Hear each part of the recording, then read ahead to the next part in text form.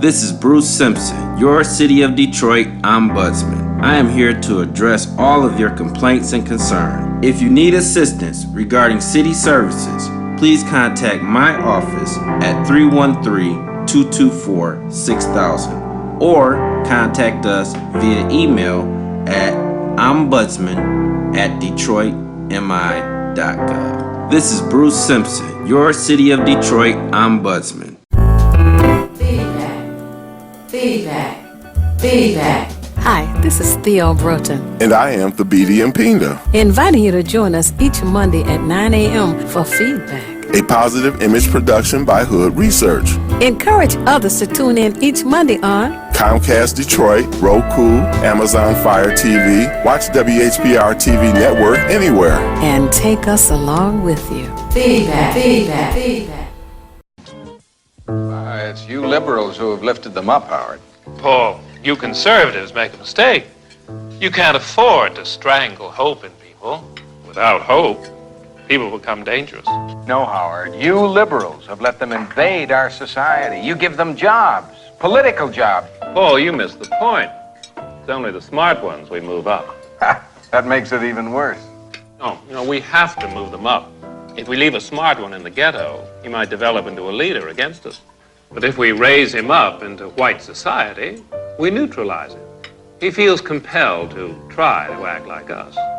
He loses his identity and his racial anger, if he has any. He becomes alien to his brothers. They realize he sold them out and they grow to hate him. He becomes worthless to them and safe for us. No, thank you. In fact, in his love for the creature comforts, except for his color, he's become one of us. And we are all the way live, and all I gotta say is welcome back. We missed you while you were gone. Yes, the BD is back, my co-host. And I want to say good morning to all of you out there. Thank you so much for tuning in. And also for telling your family and friends and relatives and co-workers and church members, older church members, for tuning in to Feedback. And follow us on Twitter and Facebook. I want to say good morning to Rosa and to Vera and Ron and Barbara and to Betty, to Biddy and Lawrence, and oh my goodness, just so many of you. I got to say good morning to Les way on the west side and to Jay way on the east side. We have people from all around the town. So many of you. I want to thank those of you who helped to sponsor this program, and for those of you who are considering, please make your check out to Hood Research. But if you prefer, you can make it out to Watkins Broadcasting Company. We don't have any objection to that, but we would ask you to send it to Hood Research at P.O. Box 4416, Detroit, Michigan 48204. Again, that's Hood Research, P.O. Box 4416, Detroit, Michigan 48204, so that we can make sure that it gets credited for this program. Now, I present to you my co-host, the BD. Welcome, everyone, and glad to be back in the chair. I'd also like to just give shout-outs to Cheryl D. and Jackie and Brother Shane. I haven't spoke to many of you in a while now. I've had to climb a mountain, still climbing, but I'm going to get to the top of it. And I always ask you to have your friends, family, neighbors, co-workers, friends, and acquaintances to tune in and to have pen and paper handy for valuable information you may want to record. All right. That's, I guess you Google and go to Twitter and go to Hood Research. Follow us on Twitter. You know, there are so many things that have been going on over the past week and before.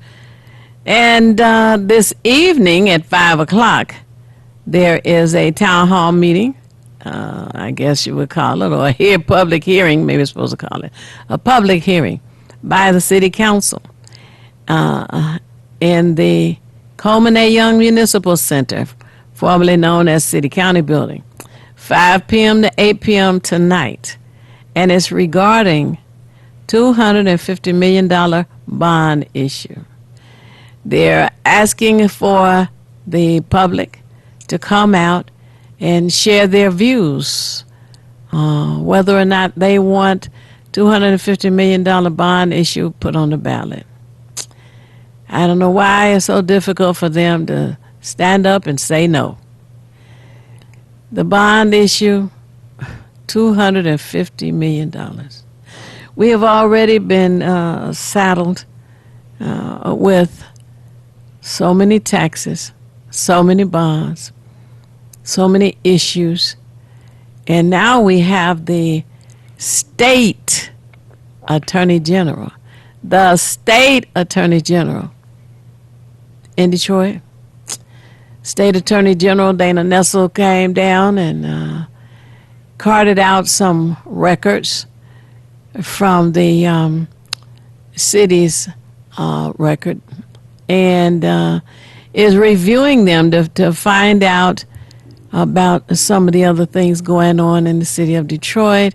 And so to move this so quickly before we have her review on the issues she's investigating already seems a bit premature. Tonight, 5 o'clock, 5 p.m. to 8 p.m., downtown, 2 Woodward Avenue is the address, if anybody didn't know that. And it will be on the 13th floor, tonight, 5 o'clock. I think it'd be important for people to come and express themselves, to share with the council why they believe that this should not go on the ballot. It's interesting that we have gone from a demolition cost of $7,000 up to $20,000, $21,000, and higher. Well, it seems that part of the reason is because the cost has been calculated by cubic foot rather than just by square foot. So that's information that needs to be talked about, shared, clarified, etc.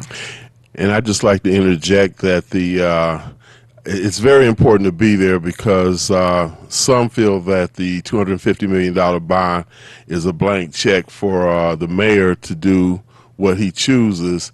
Now, he says in his defense that it still has to go through city council as a measure of checks and balances. However, we know the city council seems to co-sign whatever he does, so there's no checks and balances in that if they are going to co-sign on whatever he says. So it's very important for the viewpoint of Detroiters to be heard, and the city council, since they're hosting that, I would say let it be said in no hesitant terms that if you are opposed to it, and I have problems with it, I'll tell you, but if you're opposed to it, then sitting at home looking at 6 o'clock news is not the way you handle it, complaining to somebody in your company. Get down there to the Coleman Young Municipal Center and let them know.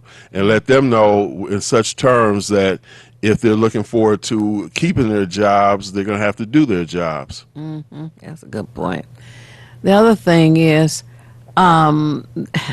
this would be for the purpose of putting it on the ballot March the 10th. March the 10th, that's an interesting date. Any day in March is an interesting date.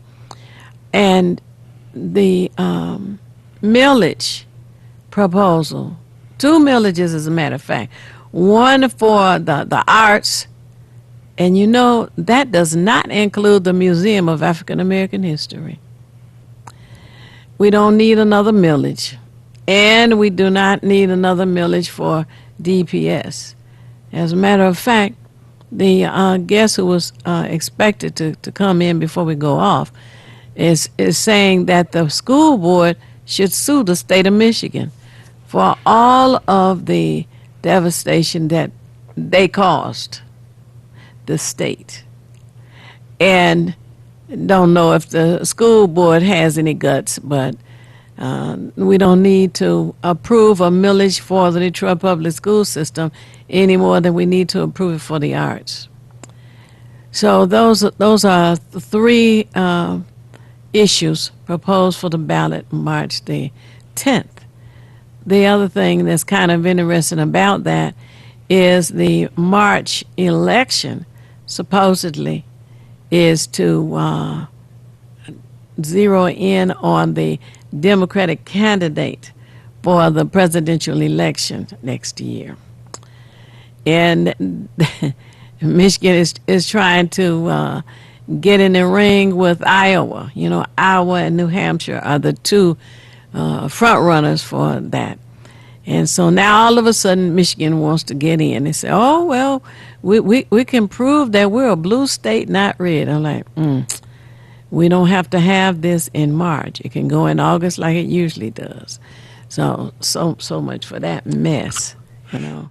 Now, this is a call also, just excuse me, Theo, since we're speaking about voting, election, and the electorate, make sure you're registered. Now, don't wait until the last minute because you had something else to do, which probably didn't measure up to the importance of what an election is. We've already seen in recent elections where the red states or purple states became blue again. So let us continue this landslide. So my only point was just make sure that you're registered, those within your circle are registered, and become active. These candidates are now, you know, putting themselves on display. They're on stages, they're in front of microphones, lecterns, etc., trying to, and then we have people who, it's crazy enough, Michael Bloomberg, Deval Patrick, we got people wanting to add themselves to this. This is nuts, but all of a sudden, here they come. Which means you have to be savvy as well. Don't say, oh, well, you know, this guy seems, do your homework. And then there's another issue that is going to begin April 1st, and that's the census. And we need to be very concerned about the census because each person is worth $18,000 in federal money that will come here from Washington, D.C. That in itself can help to, what she say, fix the damn roads. We know our roads need to be fixed. We also know that the repair has not started around here yet. You know, so the census mailing is going to go out mid-March. That's to make folk aware again. And for those who understand what it means, help us to share the information with somebody who thinks, oh, I can't do it. They'll find out I owe child support. They don't care whether you owe child support. That's not what this is about. That's not what this is for. The census is simply to find out how many people are living inside the city of Detroit boundaries. They're not going to find out, oh, that you lied, oh, and I can't get a bridge card. They're going to find out. No, they're not interested in that either. They're only interested in how many people live inside the borders of the city of Detroit. So that when those numbers are turned in to the Appropriations Committee in Washington, D.C., they will multiply the number of people here times the 18,000. And that's what the value is for the city of Detroit. That's what we want to be concerned about. It's a head count, and that's basically what it is.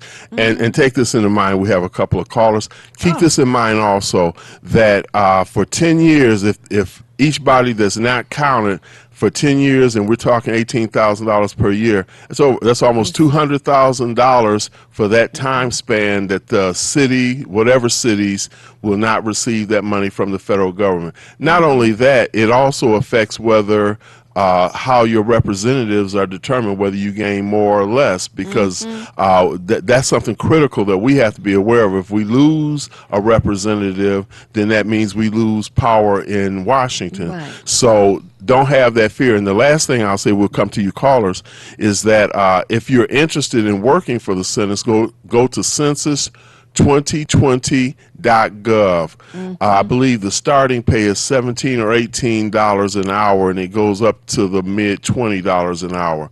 So although it's a temporary job, some of you can just use temporary job. Your children are back in school, or other things have come about where you have that time, and to start a job at $18 an hour, you can't really beat it.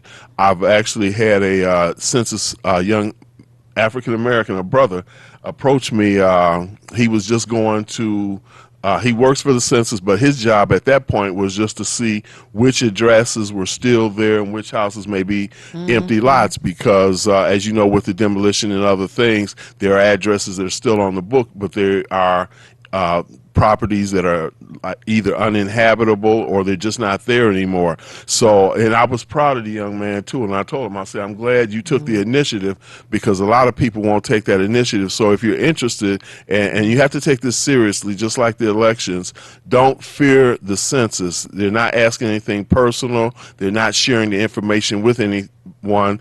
And we can equate this to how the school systems work too. When they try to have that count day, every student that's counted during count day means that there's money that comes from the state for funding those schools. So the census is the same thing, but just in a different sense. So please, please, please be involved, and inform people around you as well, because what we share with you, we want you to share with others as well, so that they can be on top of it, and you can kind of alleviate whatever fears they may have. And now we will come to our callers. 18,000 is over 10 years ago. Happy Monday. Happy Happy Monday. Monday. Welcome back to BD. I hope you're in good health and good spirits. I am improving steadily, and as I said earlier, I'm climbing this mountain. I'm getting to the top of it. I just have to be careful with my steps. All right, now, as long as you know, you're going to be all right to go. Look, I just want to say to our people, please get wise and stop voting and supporting your own demise.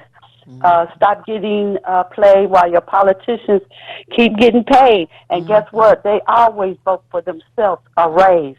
So they, the city council and Janice Winfrey and all of them have been offered a 2.5-point percentage of a raise, but yet the pensioners haven't been made whole yet up to date. It's strange to me why we don't get a forensic audit on the CASA, where the real money is being hidden and placed offshore, and what's that word, those shell companies, all they have to do is make up another company and all that, and that's privacy to hide the money. So we need to really research and look where is our tax money really going, because all we know is they keep asking for more to keep flowing. Love y'all. Love you. Oh, too. Thank you for calling. Hello, caller. You're on the air. Would you share your name and how you're viewing us, please? Hello, my name is Arizona Vines, and I am glad to be able to get up every morning and listen to y'all get information that's going on in the city, because I'm having a problem now, and I've been trying to reach the governor, the mayor, and explain to all of these people that they have sold my house and said that I didn't pay taxes, which I have receipts saying that I did pay taxes. And I'm trying to find out how can they sell my house. And now they're having someone coming around talking about collecting rent. I've been here ever since '94 paying taxes. And they said my house was foreclosed because of 2016 taxes. But I have receipts that I paid taxes. Never missed a year paying taxes. So I'm trying to get someone to understand. Someone is going around this city trying to run people out of their homes and take over their homes in the city, not listen. Yeah. Yes, that is something that's going on. What district do you live in? Do you know? Who your council member? I think District 3. I called District 4, but they gave me District 3, and I tried to explain to them that someone is in the neighborhood, telling us they done bought our house. We got to get out quick, pay a rent. And there's a young man down the street from me. His father died. His father been in that house over 30 years. And now he's moving out because someone told him they bought the house. So there's something going on in this city. Oh, I agree. Yes. Well, I tell you, you got a pencil, a pen? Yes, ma'am, because I need help. Okay, right. Okay. I will give you 2 phone numbers. First Okay. phone number is 224 224 6000. 6000. Uh-huh. That's a 313 number, 224 6000. Okay, this is city Okay. councilor. No, that's the ombudsman. Oh, okay, then, thank you. It's Simpson. Bruce Simpson is his name. Okay. And the Yes, ma'am. second, Thank and you all very much, and keep giving us this information. Thank you. and the second number is Hood Research. Is area code 248 248 234 234 2371. 2371. So I want you to let us know what has happened after you call the ombudsman, and then if as long as it's going well, that's fine. But just let us know how the process is going, how they have been able at that first number to give you some assistance. Okay. Okay, thank you so very much, and I will be keeping you all in touch with what's going on. Okay. Because one thing the government did send me a letter telling me, do not move out of my house, and no one can make me pay rent. So thank you very much, and you all have a blessed day. All right. Thank Thank you. you for calling. No problem. Bye-bye. And I was wondering if Isaac is in that district. Okay. Oh, go ahead. Hello, caller. You're on the air. Would you share your name and how you're viewing us, please? Yeah, this is Kurt, man. Channel 33. How you both doing this morning? Hi. Great. I haven't heard from you in a minute. What's going on? Oh, you got it. I think what's happening in the city of Detroit is a lot of people have got discouraged because, you know, I vote every time, and I'm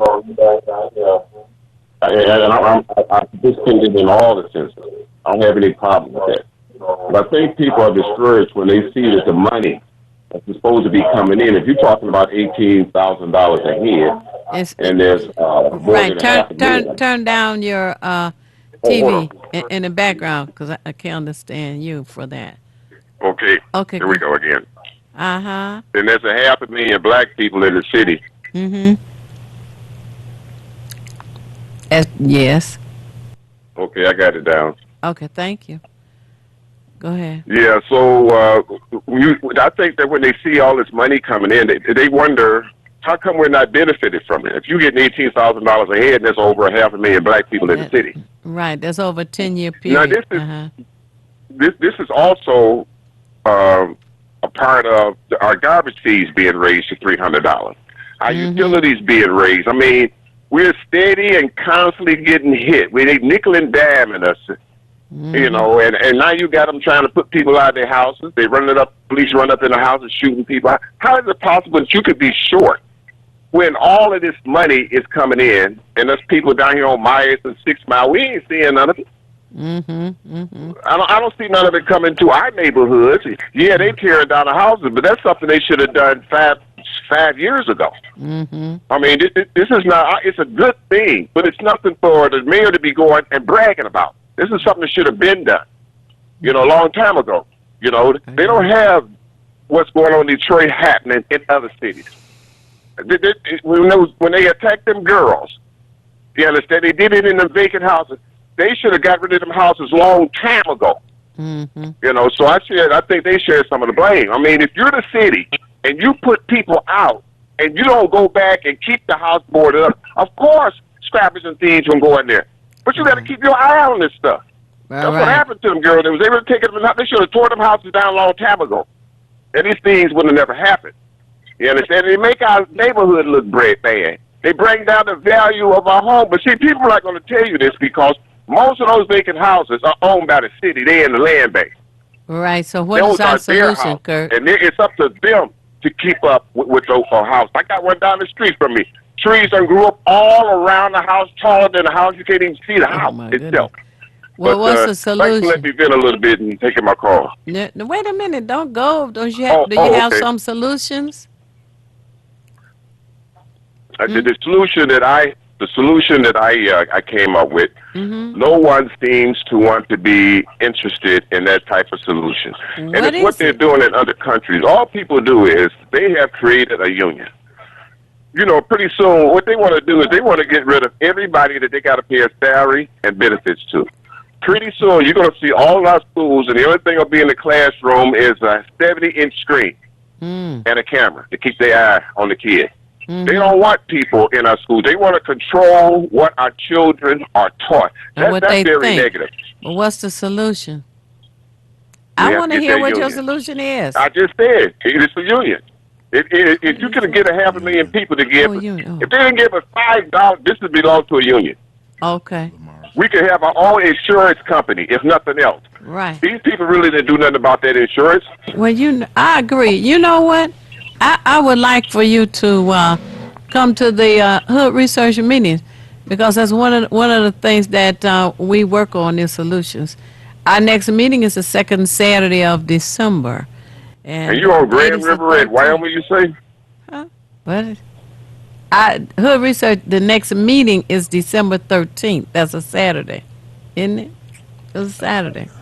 And we meet at 2 o'clock on the Grand River in Wyoming.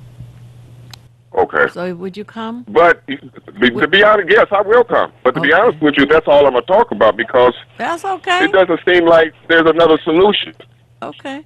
Well, you know, I'm getting tired of paying this money. When I got my insurance, they were $800 a month for me. I'm 66 years old. I haven't had a ticket in 30 years.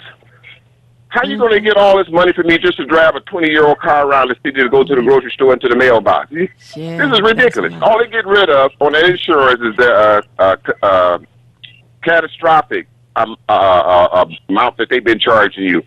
And most people didn't have that no way. And they said that they haven't been paying money out on that. They say it's over $1 trillion in that system. They won't even pay people off when they seriously have an accident.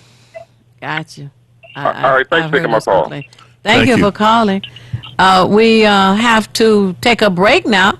We have a guest who's come in to be with us this morning, and he has a lot of information I'm sure you would be interested to hear, and it's always good to learn positive information. So, stay tuned. This is Bruce Simpson, your City of Detroit Ombudsman. I am here to address all of your complaints and concerns. If you need assistance regarding city services, please contact my office at 313-224-6000 or contact us via email at ombudsman@detroitmi.gov. This is Bruce Simpson, your City of Detroit Ombudsman. Feedback. Hi, this is Theo Broughton. And I am Thabiti Mpinda. Inviting you to join us each Monday at 9 a.m. for feedback. A positive image production by Hood Research. Encourage others to tune in each Monday on Comcast Detroit, Roku, Amazon Fire TV, watch WHPR TV Network anywhere. And take us along with you. Feedback. WHPR TV is now on Channel 90. Check out all of your favorite morning talk shows on Comcast Channel 90 every day from 7 a.m. to 12 noon, and watch us anytime, day or night, on all of your favorite devices. Download the WHPR TV Now app and take us with you wherever you go. WHPR TV is now on Comcast Channel 90 every day from 7 a.m. till noon. WHPR TV, a Watkins Broadcasting Company. Hi, this is LaWanda. This is R.J. Watkins. Coming to you to bring you some information about the #1 detox in the nation, Lemon Burn. Lemon Burn helps to turn the fat into fit. It's for you, a happier, healthier you. Because you know healthy is the new beautiful. An all-natural way to improve your health. It promotes a healthy digestive system, attacks and reduces belly fat, as well as gives you energy. Need to get yours today. Call 313-868-6612. Don't forget to exercise and eat right. Now you can watch WHPR TV 33 on Fire Stick. Catch all of your favorites. Stay informed. Don't miss a minute of your favorite talk shows. Call, text, tweet, post. WHPR TV 33 is worldwide on Fire Stick. For more information, go to FirestickTVNetwork.com or call us at 313-868-6612. WHPR TV 33, a Watkins Broadcasting Company.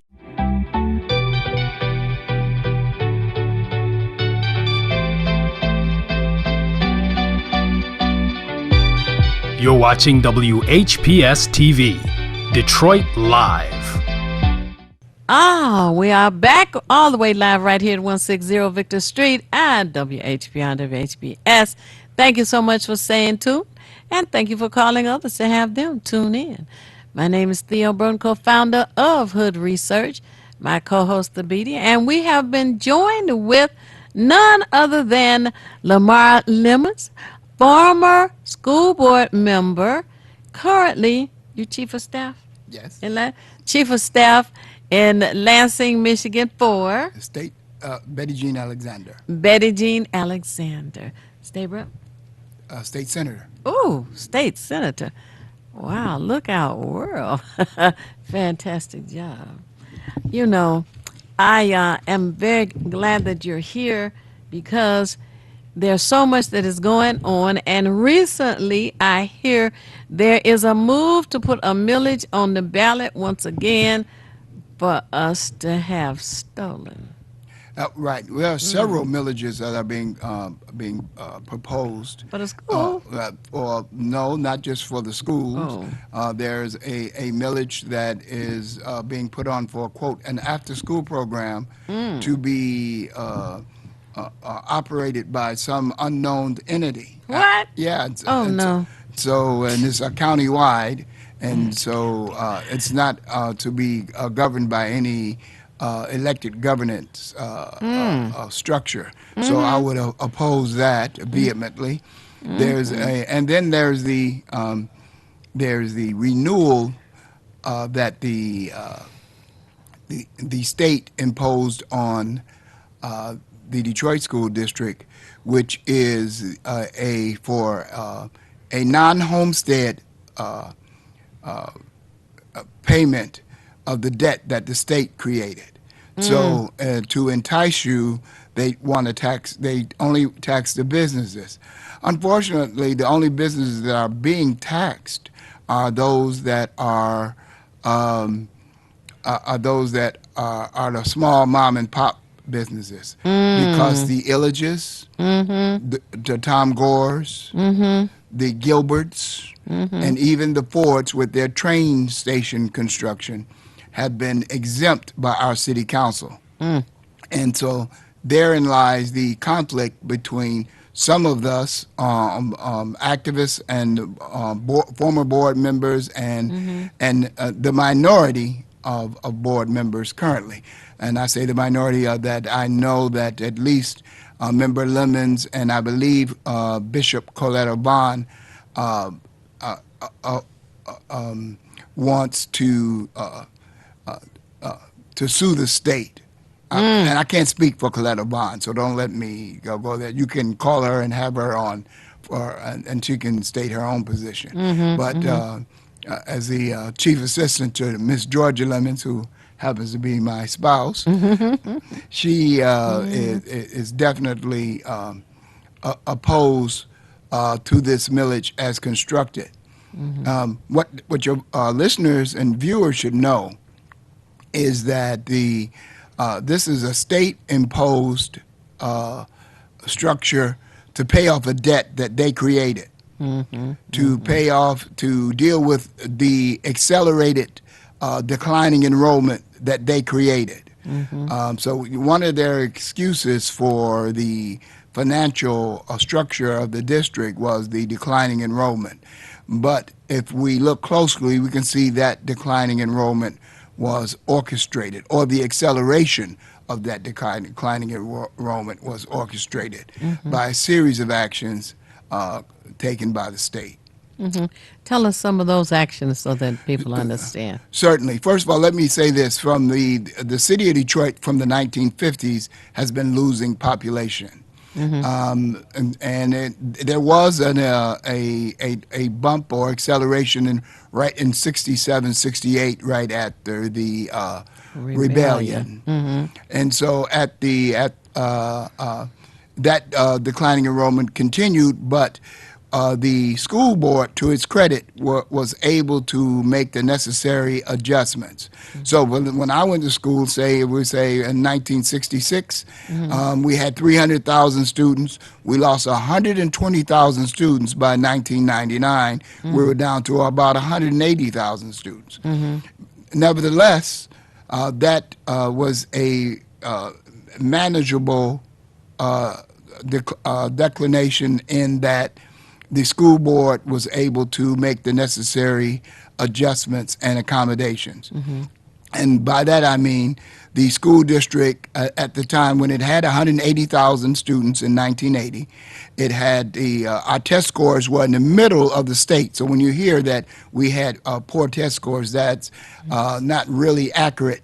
We had certain schools with very poor test scores, but we had certain schools that had that exceeded the state average exceptionally, and that's because we are a big city.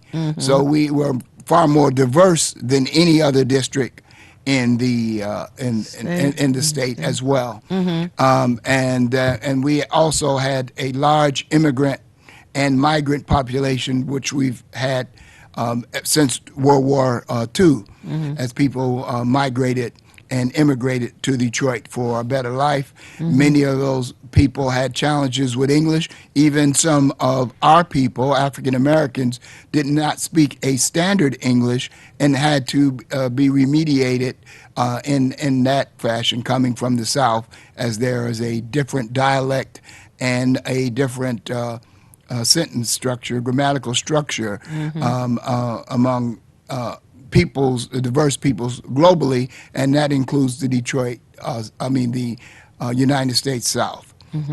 Okay, so what the state's response? Well, let me say this before that. What we did, and I was not a member of the board, but I was very much supportive of the Afrocentric education. We named schools after our heroes. Paul Robeson, which is not considered a hero in many American culture textbooks, Malcolm X, and Marcus Garvey. And we started the Afrocentric school movement, and with very positive and encouraging results. It was at that time, simultaneously, maybe conveniently, maybe just by happenstance, but there was that time in 1999 that the state came in with its experimental reform effort. And that's really important because that's what it was called, an experiment. And, you know, we are justly so, perhaps even paranoid for experimentation after Mr. Sims and after the Tuskegee and et cetera. We have been guinea pigs in America. So many of us did not like that they were going to start in Detroit for this experiment on governance and academics. So they decided to remove an elected school board and replace it with an appointed one, which would include the state superintendent of instruction or his or her designee, and those appointed by the mayor, with the state superintendent of instruction having veto power over the actions of the other appointed board members. That's when Freeman Hendricks was the president of that board. And so, but when they took over the district, we had a $115 million surplus, a $40 million rainy day fund, a $1.3 billion remaining bond. We had $1.5 billion, but it was $1.3 remaining at the time that the state's intervention, and of course, we had these successful Afrocentric schools that were educating our children. And so the state took it over, and within 4 years, we not only did not, they shot through our surplus, they shot through the $1.3 billion. They closed and sold unnecessarily a paid-for building, the school Senate building, also known as the Maccabee building, and then they bought 4 floors of the Fisher building for less than the entire Fisher Building cost the year before. So they bought the Fisher Building for approximately $20 million, and then the next year they sold 4 floors to Detroit public schools, and then leased several other floors and other properties, putting us in a financial hole. And because we were on this experiment, then in the law there was a sunset, and with a provision for the voters to vote if they wanted to continue on that system, and the voters overwhelmingly said no. We did not like this new form of governance. We did not like the performance of these reform board. So we had an elected school board, and I call them the erudite neophytes. They're highly educated, but they knew nothing of politics, nothing of government, and nothing of the structure. And to that, after they kept the reform CEO's person and the person of Mr. Coleman, and then they replaced it with a Miss Conaway who was working far above her experience level, and for moving from a very tiny school district, smaller than one of our high schools, to a district that at that time, during the declining enrollment, was still hovering less than 100,000. Which, by the way, they lost over almost 100,000 students within a short period of time as they expanded charter schools, put out a very poor performing public schools as they operated. They were charter school advocates operating the Detroit public schools, and therefore they made our schools less competitive in order, and this is my surmise, in order to drive students to those charter schools. Also, the maintenance of the physical facilities declined precipitously, and also was a driving factor. And then finally, to that, this very long answer to your question, and finally, the surrounding school districts on the periphery were losing population and were about to close schools and school districts, or would have to consolidate school districts. They decided to have open enrollment, and so places like Oak Park, Ferndale, and the surrounding suburbs took on our students, further depleting our population and accelerating the declining enrollment.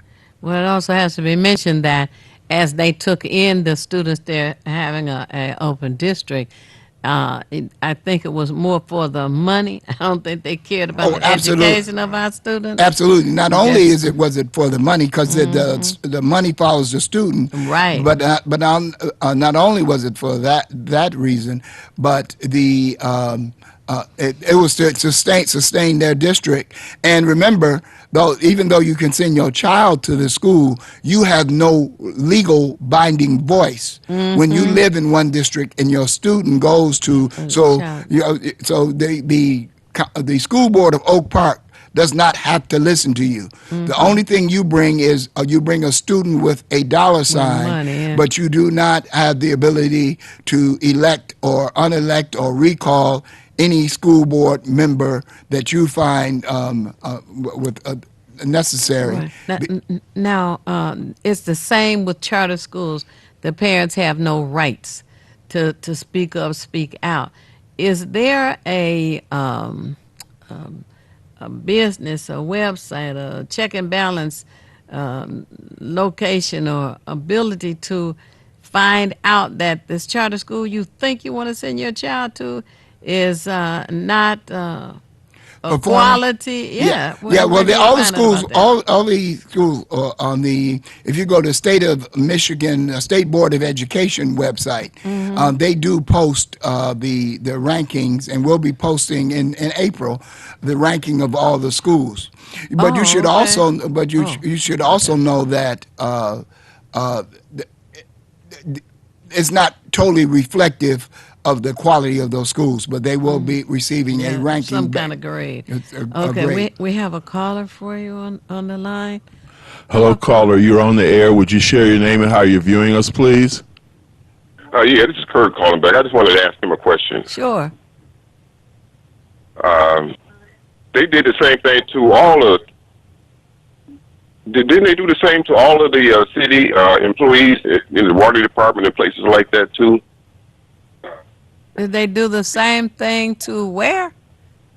To the other department, like the mechanics we had for the buses, the bus drivers, the which one did I just mention? The water down at the water department. They went in and they destroyed A lot of that was done, Kirk, to manufacture a bankruptcy, which didn't really exist, but they Well, wanted they had to make it people appear think that we had a problem then.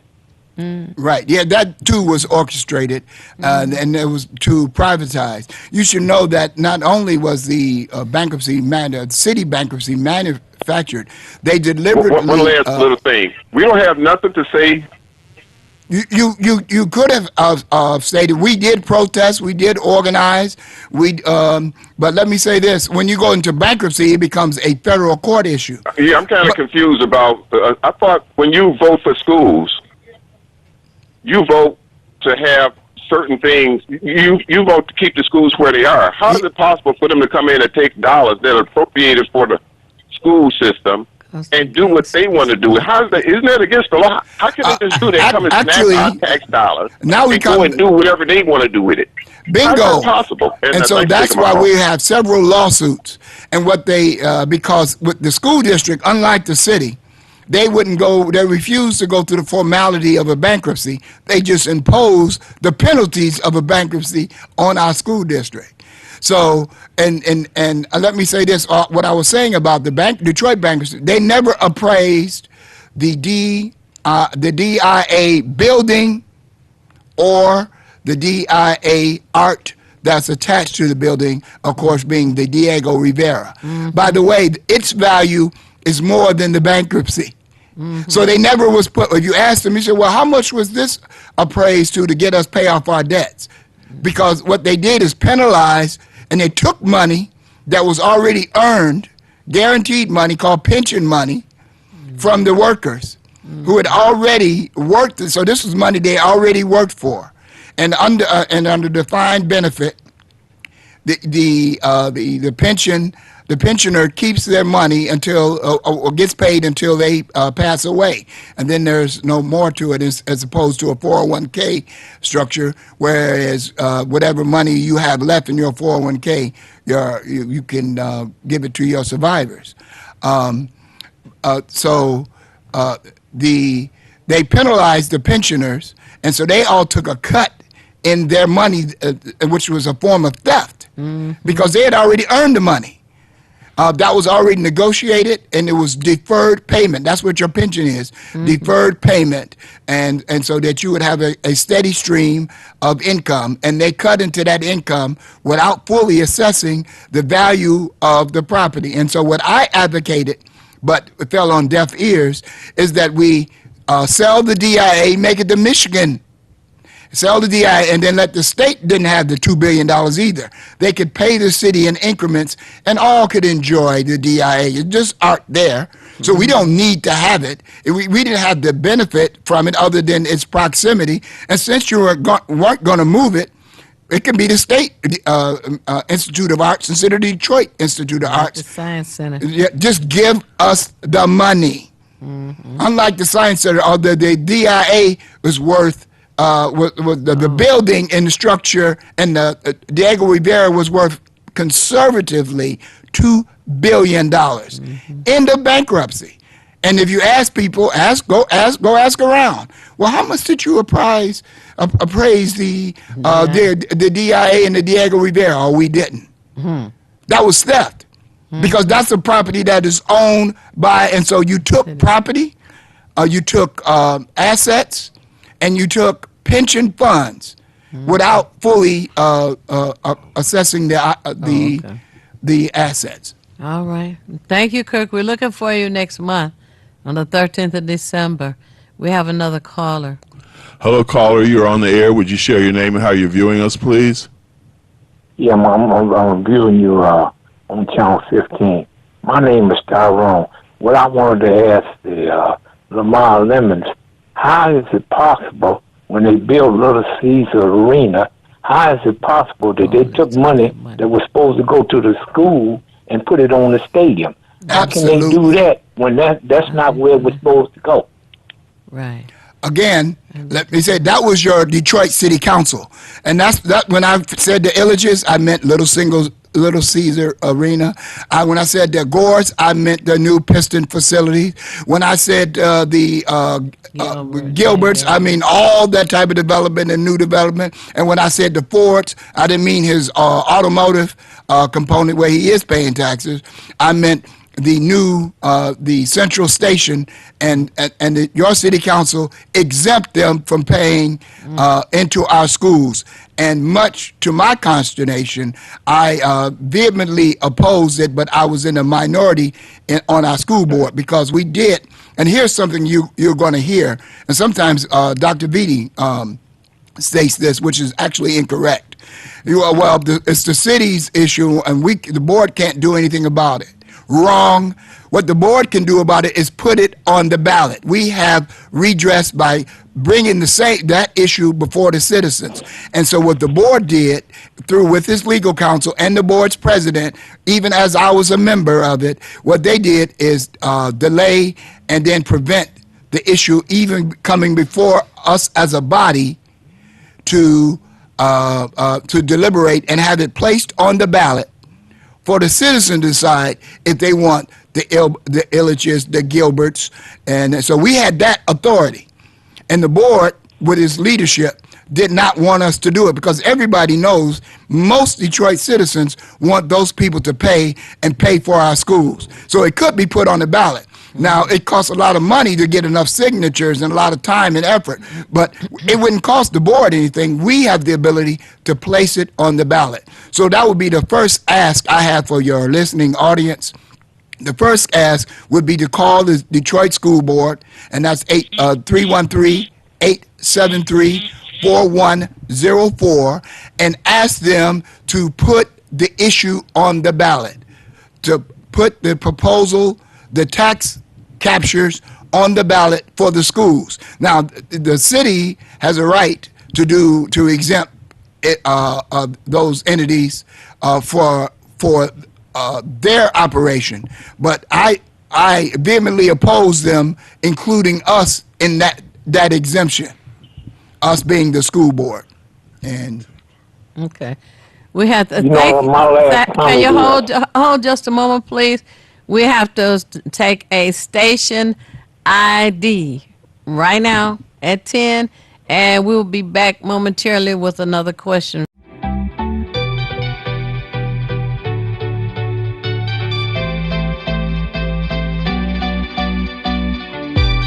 You're watching WHPS TV, Detroit Live. The environment is so friendly. Always feel like home. We have so much support from the staff. You meet people who are like you. I always had a passion to help others, so this is the perfect place for me. You're not afraid to reach out. Flora Kiwang, Cameroon. Makrit Shunga, Ethiopia. Javed Khan, Bangladesh. Dennis Carrick, Bosnia and Herzegovina. It gives you what you need for the future. All media platforms are engaged. Copy. Get ready to launch your show or product. Periscope ready. We're 5x5 ready to launch. Copy that. Trend worldwide across all major platforms. Ignition. 3, 2, 1. The world is waiting. Watkins Broadcasting. More than just TV. Welcome, Judge Mathis. Thanks for coming to share an important message with the Wayne County taxpayers. Well, thank you for allowing me to help. You know, most of my life I was a resident of Wayne County, and so I'm here to help because Treasurer Chabris wants to work with Wayne County homeowners to keep families in their homes and prevent foreclosure. If you're having trouble making your property tax payments, let us know. We have many resources to help. Take the first step towards staying in your home by going down to the Wayne County Treasurer's office on the 5th floor of the International Building in Greektown. Stop by today to learn more about our payment plans and especially the newly extended interest rate reduction program. Already in the payment plan? It's important you stay in good standing. Making property tax payments is now easier than ever. We have placed payment kiosks in Rite Aid stores and community centers across the county. We've also added kiosks in our offices. Contact us at 313-224-5990 or email us at taxinfo@waynecounty.com.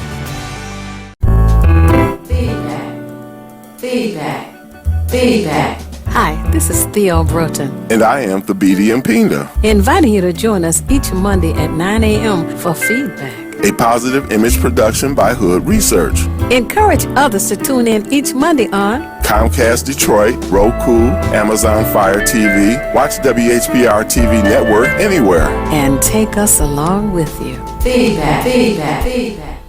This is Bruce Simpson, your City of Detroit Ombudsman. I am here to address all of your complaints and concerns. If you need assistance regarding city services, please contact my office at 313-224-6000 or contact us via email at ombudsman@detroitmi.gov. This is Bruce Simpson, your City of Detroit Ombudsman. Hi, this is LaWanda. This is R.J. Watkins. Coming to you to bring you some information about the #1 detox in the nation, Lemon Burn. Lemon Burn helps to turn the fat into fit. It's for you, a happier, healthier you, because you know healthy is the new beautiful. An all-natural way to improve your health. It promotes a healthy digestive system, attacks and reduces belly fat, as well as gives you energy. Need to get yours today. Call 313-868-6612. Don't forget to exercise and eat right. Now you can watch WHPR TV 33 on Fire Stick.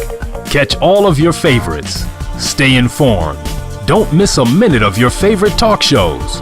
Call, text, tweet, post. WHPR TV 33 is worldwide on Fire Stick. For more information, go to FirestickTVNetwork.com or call us at 313-868-6612. WHPR TV 33, a Watkins Broadcasting Company. WHPR TV is now on Channel 90. Check out all of your favorite morning talk shows on Comcast Channel 90 every day from 7 a.m. to 12 noon and watch us anytime, day or night, on all of your favorite devices. Download the WHPR TV Now app and take us with you wherever you go. WHPR TV is now on Comcast Channel 90 every day from 7 a.m. till noon. WHPR TV, a Watkins Broadcasting Company.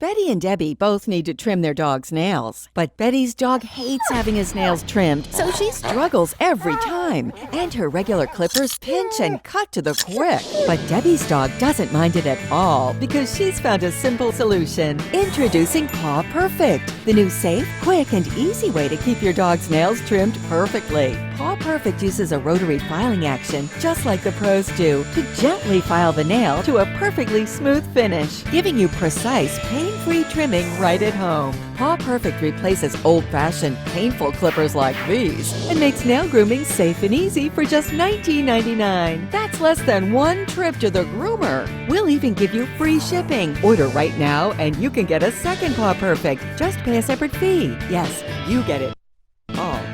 To order, call 1-800-329-5718 or go to trypawperfect.com. That's 1-800-329-5718 or visit trypawperfect.com.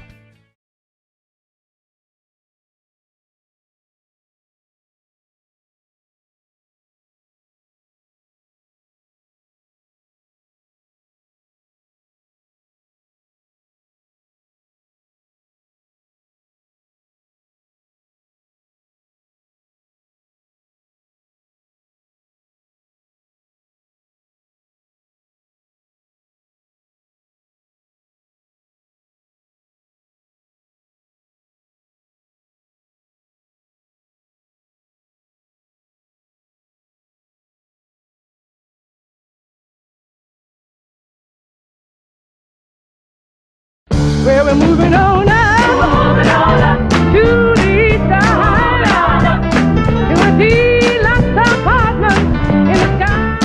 Come check out the new Sisters Braid 2 hair braiding and natural hair care salon located at 18070 Mount Elliott Street. Our new salon is spacious with adequate parking, Wi-Fi, and all brand new state-of-the-art salon equipment. Come meet your local hair braiders and natural hair care specialists and check out our many hair care services such as hair treatments, box braids, cornrows, tree braids, Havana twists, children's braids, natural twists, lock extensions, kinky twists, goddess locks, updos, full weaves, and more. Please feel free to visit us on the web at www.sistersbraid2.com or call 313-826-0498. Here at Sisters Braid 2, we offer exceptional care for exceptional hair. We look forward to seeing you. Sisters Braid 2 is a proud recipient of the Unity and Rebuilding Fund. You're watching WHPS, Highland Park, Detroit.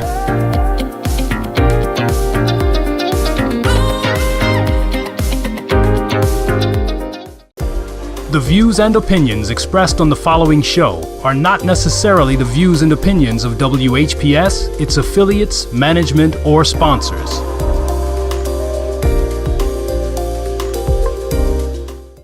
All right, and we are back, and thank you so much for staying tuned in to Feedback, a positive image production by Hood Research. And for those of you who are thinking about calling in and you can't quite remember the number, it's 313-868-4336. Again, area code 313-868-4336. Now, we have a caller on the line. Yes. Are you still with us? Caller? Yes, Hello? I just want to make my last comment. Yes, go ahead. What all been going on in this city the last 25 years, and it's been programs like yours that educate the people of what's going on, because if it wasn't for this station, it's a lot of things that the public and people would be lost. It's bad enough I know so many people that's lost when it comes to politics. But all I can say for the future of the younger generation, my grandkids just coming up, we are going to have to do, when it's time for election time, we are really going to have to school politicians when it comes to city council and mayor, because it seems like they're doing everything for people from the outside than the inside. Why is it that us as black folks coming through the civil rights movement like we did in the 60s, we have to put these folks in office and we got to beg them to do their job. All what Lamar Lemon saying is true. He a smart, intelligent fella, but what we are going through in this city, when it comes to future mayors, we got to get on the ball. Other than that, we are going to be cut off. All right. Well, thank you for that, and I'd like to invite you to come to the Hood Research meeting, which is the second Saturday in December, known as December the 13th at 2 p.m. The location of that meeting is 12048 Grand River on the corner of Wyoming. We meet there at 2 p.m., second Saturday of each and every month. So I'm looking forward to you joining us, okay? Thank you for calling. I just like to make a quick comment, and then we're going to go to something that we spoke about off air, and that is when the brother just mentioned the civil rights movement. When I think about that, I think about we had dynamic people who were not self-serving, but they were serving the people. The people's interests came first. Now we have people who are looking for jobs and security in a job, so they're not public servants, they're self-servants, they serve themselves. And what we have to do is really just get back to a point where, and we really, as has been said in the past, when you look in the mirror, you're looking at a leader, and then part of that begins with just being able to vote. You take a step in that direction, and you are actually a participant. So yeah, I think that's where we fell off. We lost a lot of people who had a dynamic voice, who spoke up for the people, and the people listened. When we had the Coleman Youngs, the Irma Hendersons, etc., we had people who really looked out for the interests of the people. So we have to first become more politically active, politically knowledgeable, and then to act in our own behalf by incorporating family, friends, co-workers, because everybody's not looking at the show as they should. So we have to be a voice, and those of you who are listening have to be a voice to bring other people into the fold. We do have another caller also. Hello, caller. You're on the air. Would you share your name and how you're viewing us, please? Oh, this must be me then. My name is Keith Hines, Diamond Hi, 2 Keith. Productions, Hood Research, Free Detroit, We the People, UIN, et cetera, et cetera. Thanks for calling. And good morning, Lamar. How you doing there? Good morning. Yeah, what's going on now? And I've talked about it for a long time. If you look at the Indians and you look at the treaties, when they signed the treaties, each time they gave up land. And they were forced to move into desolate land where they cleared the land. And then another treaty came up where they moved to another area that was again desolate. So what I'm saying is to say the Indians paid, in other words, with their work, to be removed from their own land, which is pretty much what we're doing, like say with this $250 million. We'll be paying with our dollars to be removed from our own land. Because how many people actually go back, I'm talking about the current residents, and buy up those whole blocks of demolished flat lands? They probably have not given it a lot of thought, because once people have to move, that's a lot of effort and work and thinking and planning to do. So once they do that, they're not really looking back. Because if you look at the Treaty of 1836, Article 4, which again is, here we go, 436, the whole thing about it in that treaty was the government came back and underwrote it, and they changed it from permanently being able to habitate those lands to 5 years. In other words, clear it and get out. Wow. Well, they change things when you aren't looking. Anything else? Well, that's probably about it. I'm glad to see you the other night. I'm glad Lamar's doing well and Sabiti's doing great and stuff, But yeah, it's important that people pay attention. They want this flash money, fast money, so that they can clear us, so that they can come in. And of course, land is one of the most important sources in the world. Is land and water. So I'm not going to tap the phones too much, but just let people think about that. The fact that the Indians paid with their blood and sweat to move all those trees and stuff, so that they could be moved out of that area to another blighted area. Yeah. Okay. All right.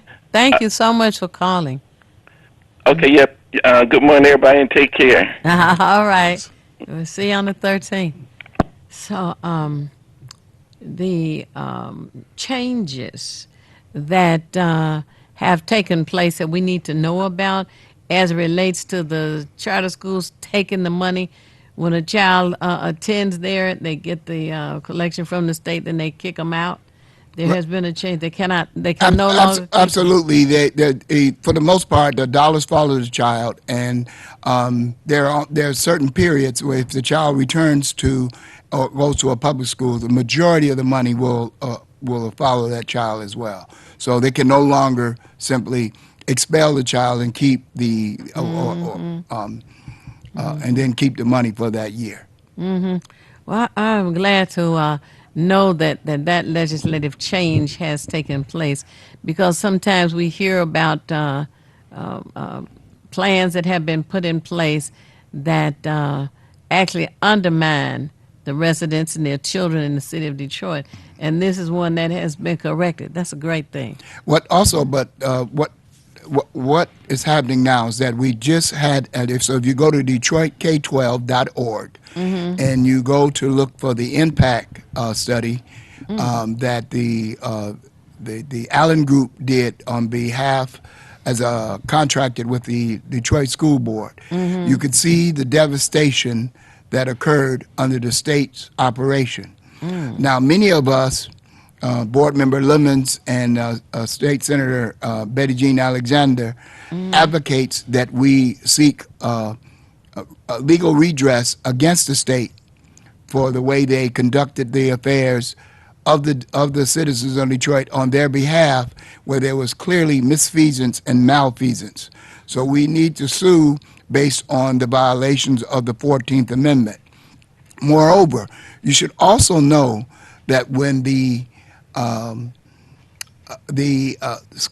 the emergency management structure and the transitional manager structure, when they liquidate, transfer, or sell, dispose of property and assets, they have to do so either through a vote of the people or by the elected representatives. You can't have an imposed entity, in this case the state, to come and do that without a court of law, without due process via a court of law. It's the same as them taking your house. If anybody takes your house for whatever cause, it has to go to court and be litigated. They cannot arbitrarily decide that this is what we're going to do. And that's what the state did for our assets. So all the schools, radio stations, TV stations, leases, contracts, those were all done via the state. And this is what is real important. In our state, now in certain states, that's why it's important that the court understand this, because it varies from state to state. So if you're in Massachusetts, the state can do that because they operate the entire district singularly. But in Michigan, we have these school districts and boundaries, and you can't send your kid to a school outside of that boundary unless that school district of those local voters decide. And we spoke earlier how some of these districts, desperate for enrollment, desperate for the dollars that accompany that enrollment, have open enrollment. But the highest class schools don't do that. So Bloomfield Hill doesn't do that, and neither does Grosse Pointe. And being an East Sider, I use that as a reference. Grosse Pointe, you cannot go to Grosse Pointe schools if you live in the city of Detroit. When I was the school board president, I would routinely get letters from Grosse Pointe, their school board, advising us that some of our residents had used an address in Grosse Pointe, and they are so concerned about it that they hire private detectives to follow students disproportionately of color to see if they really live in the school district. And so if someone was using the auntie's address in an apartment in Grosse Pointe and they were enrolled in Grosse Pointe, they were routinely expelled from them and charged with money. They would take them to court and say, you owe the difference, because the money that follows the student is from the state and is capped at approximately $8,000. However, the Grosse Pointe, they pay an additional tax so that their students can have a truly quality education. So it's $4,000 more. So they would bill the student the $4,000 and take them to court, and sometimes even garnish their wages of the parent who had their student, who they proved had a student in the Grosse Pointe schools that was there as they would consider improperly. I have a question, and there was a lot of information that you gave. Now, you were saying something about a lawsuit could be, I guess, charged. Now, who would initiate that lawsuit? Well, anyone can initiate, but I'm advocating that the board do it. And I'm also, speaking of a small millage, I am advocating that we put a legal defense millage for the school district. And let me tell you why that's necessary. The state knew that they had violated our rights. So they put into law that you cannot sue the state using any of the funds you receive from the state. So, which was saying, you're not going to sue us using our own dollars and then reap the benefits. So, our response should be, we will set up a separate local fund, and that millage would be minuscule, because if you got $2 or $3 million divided among the taxpayers, it's minuscule, and so each person would be paying less than $5 a household annually, right? Each household, and you would have $2 million and to pay legal fees to come after the state. So it would be our own dollars that we would all agree. So that's how you have to think creatively outside the box. And we could sell that, and we would only use it we would only dip into it when we had an overreaching state government, as we've had, and respond. And we have to take it to federal court, and we have to have a federal cause of action, which is why I say the 14th Amendment, due process, and things like that. You may not win on civil rights violations because that's a heavy lift, but you can, as one of your listeners pointed out, we voted for these things, and we voted to tax ourselves, and then an external entity is coming to spend it. No, we tax ourselves so that we could operate it. So once this external entity comes in, the state, they have now remember, we're creatures of the state, so the state would say, well, we have control. Yes, but you don't have control over any of the property. You have no control over any of the facilities. That's where we have them. And so that's what I've been trying to educate this new board of erudite neophytes, because they were, when I say erudite, they have PhDs, but they know nothing of government, and they know nothing of political strategy. And so this would be a strategy to force the state. So the first two parts I was able to get done was, one, the facility studies would show that it would cost at least $500 million for the state to, for the school district to even bring our schools up to standard. Oh, wow. $500 million we don't have. And right now we can't even go. We're prohibited by law from going to the taxpayers for bond money for schools after they operate. That was phase one. So I was able to get that done. Phase two, I was able to get them done on this impact study, which was to show how the misfeasance and malfeasance of the state's operation. Now, phase three, we need to get we'll put on the ballot a legal defense fund and to sue the state. And if we do that, in about 5 years, we'll see our district. And you have to think protractically. And let me say this: the mere threat of this and showing that will force the state to the table. It's going to force the state because they don't want that. So what's now public for all your listeners in the world to see is this impact study. You just go to DetroitK12.org and you go to the board page and you scroll down to the review of the state's operation of the Detroit Public School District. And by the way, they bifurcated the school district in two. So the taxpayers are paying for a DPS and a bond, and then the DPS-CD is from the state overall taxpayers, which is where the money. So the DPS has no students. We have only debt, and that debt that was created by the state is being imposed locally on Detroit taxpayers. Wow. Well, that is a lot to consider, a lot to share with others, and let people know what is actually going on within that school system. And we need to do all that we can to right the wrong that have been done to us. And also, it would be good for them to call the school board and encourage them to sue the state. Yes, phone number. Yeah, and that phone number again is the school board is 313-873-4104.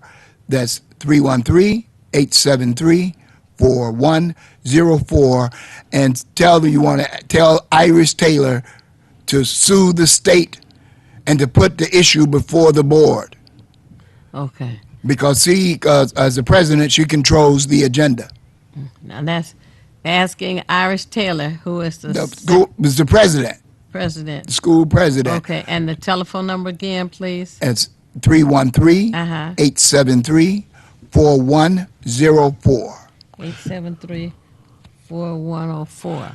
Okay. Now I've got a question because you gave that number earlier, and you were saying the school board could, I believe, petition the tax capture, right, and put that on the ballot. Yes, exactly. Now, would she also be a part of that? Yes, that would be part of the whole thing. We would put that issue for Detroit voters. Okay. To say, yes, the illiteracy you have to pay. You're not going to have all this money and make all this money from Detroit and not contribute to our students as you would and as you do in the suburban districts that you live and reside, where you pay taxes. He pays taxes outside the city of Detroit, where he lives. And I hope that everyone, and I always ask you to have pen and paper handy, was able to take that information, and also the Detroit K12 or K12.org to be able to look at the review of the state's operation of the schools. Yes. Schools, okay. And that's a 170-page document, but take your time, read it, go line by line. We're going to have study groups on it because you need to know the implications. They came in and destroyed our school district, and people made billions. And so about $7 billion is unaccounted for in the over that 16-year period.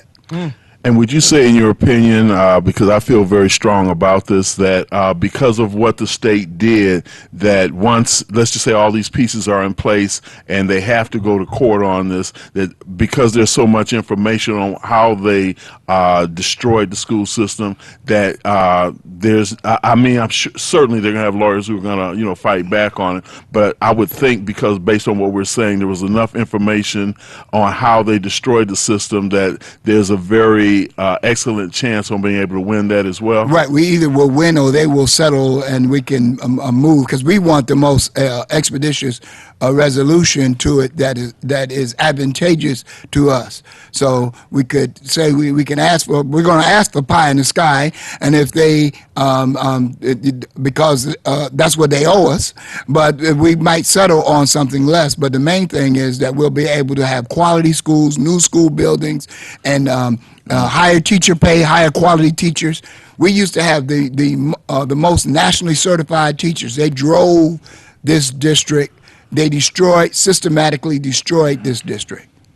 And I seem to recall in the past, and I'm not as familiar as you are certainly, but I remember that there was a point in time where Detroit Public Schools were maybe almost a model for the nation in terms of what they were able to do. Absolutely. Let me say this: and certain things our Bright Off Cooking was a model for the nation. Davis Aerospace, before they destroyed it, was a model for the nation. Of course, Cass Tech and Renaissance our immersion schools were a model for the nation, and special education. We were the benchmark from which all the school districts around the nation wanted to model their special education program after Detroit. They destroyed all of it because they wanted to drive people to these private entities called charter schools, the schools are public only in that is public dollars, and students can enroll, but the money is going to private entities via management companies. It's the biggest hustle and scam. That's the Republican model, to take public dollars and put it in private hands, and not just private hands, private white hands. It makes me think about how when we look at this, and certainly we look at the administration in Washington, Board of Education, Betty DeVos, and what she's trying to do. I do recall when my children were in school, although they never attended charter school, how some of the universities set up these campuses at these different school buildings that were formerly Detroit Public Schools, and the teachers were not necessarily certified. There were a lot of things that didn't qualify them on the level that our students required, yet they were still allowed to function as a school and then do whatever they wanted with the students, as you say, prior to them prorating the out-district thing. So this is an atrocity, and our children, my granddaughter, all will suffer as a result of this. And I hope people take this to heart, because this is very serious. I again want to repeat the number, which is area code 313-873-4104, and ask you all to speak to President Iris Taylor and let her know that there's two things that you're not happy with. One, the tax capture where these big entities do not pay any money at all, yet they're able to make money, but they're not paying any money. And the second thing is to look at the DetroitK12.org to look review of the state operation of the schools. And as Mr. Lemon said, there's a lot of pages, but we'll read stuff that we don't really have any interest or things that don't do us any good, but they're amusing, trivia, information, social media. That's not important when we look at the future of our generations. Mm-hmm. I think that we all need to be what you call commercials. Yes. And we need to share this information with our friends and family, church members, co-workers, to let them know. And then when it comes to the election time, you also got to know that you can actually register on that day. So there will be no excuse for people not participating, none whatsoever. Now we're down to our last minute, so I'll allow you to it's always like that. Like that. Well, as I always say, it's not necessary for you to know everything. What is necessary is for you to know how to find what you need when you need it. We encourage you to join Hood Researchers. We seek out as much information as we can and share to help us all make better informed decisions. I want to thank you, Lamar Lemon, for joining us this morning. Anytime. And we are looking forward to you coming back. There's so much information to share, all of the things that are going on in Lansing and the progress that goes on with the school board. Do you know of any meeting coming up soon that people need to be aware of, school board meeting? Well, it's actually tonight at the city council, they're having a meeting on the bond, $250 million bond to demolition bond. Yeah, so I would advocate that everyone go down there and let their voices be heard and oppose this proposal as it's structured. Mm-hmm. That's at 5 p.m. in the Comineo Municipal Center on the 13th floor. Right. Yeah. The meeting? Yes. First, I want to shout out to Andrea. I met her at one of the fruit and vegetable stores I go to. She's a faithful watcher of Hood Research. Doesn't call in, but she's a faithful watcher. And as I always say at the end of the program, if you want to be nothing, do nothing. But the only problem with doing nothing is you never know when you're finished. And we ask you to tune in again next week. And in the meantime, follow us on Twitter. Peace.